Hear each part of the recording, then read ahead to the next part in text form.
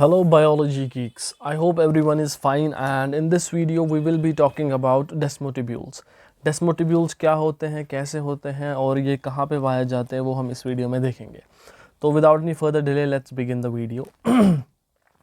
If we see there are two cells, जो कोई भी adjacent दो cells होती है कहीं पे भी आप देखेंगे तो उन दो सेल्स में क्या पाया जाता है कि उन दो सेल्स के बीच में कोई स्पेस होती है जिस स्पेस से वो एक दूसरे को जो भी कोई भी ट्रांसपोर्ट मटेरियल होता है वो वहाँ से ट्रांसपोर्ट करते हैं.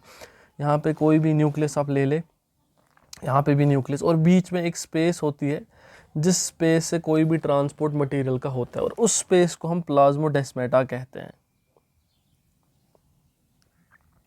प्लाज्मोडेस्माटा. इस प्लाज्मोडेस्माटा के थ्रू बहुत सारे पार्टिकल जो है वो मूव करते हैं. अब बात है इस टाइम की व्हाट आर डेस्मोटिब्यूल्स. डेस्मोटिब्यूल्स क्या होते हैं? आपको पता है कि न्यूक्लियस के अराउंड जो है हमारा एंडोप्लाज्मिक रेटिकुलम होता है. न्यूक्लियस के अराउंड हमारा एंडोप्लाज्मिक रेटिकुलम होता है. तो क्या मसला होता है कि एंडोप्लाज्मिक रेटिकुलम एक सेल का दूसरे सेल के एंडोप्लाज्मिक रेटिकुलम के साथ कंटिन्यूअस होता है. एंडोप्लाज्मिक रेटिकुलम एक सेल का दूसरे सेल के एंडोप्लाज्मिक रेटिकुलम के साथ कंटिन्यूअस होता है और इस एंडोप्लाज्मिक रेटिकुलम को जो दूसरे सेल के एंडोप्लाज्मिक रेटिकुलम के साथ कंटिन्यूअस रहता है इसी को हम डेस्मोटिब्यूल कहते हैं. सो बेसिकली डेस्मोटिब्यूल होता क्या है?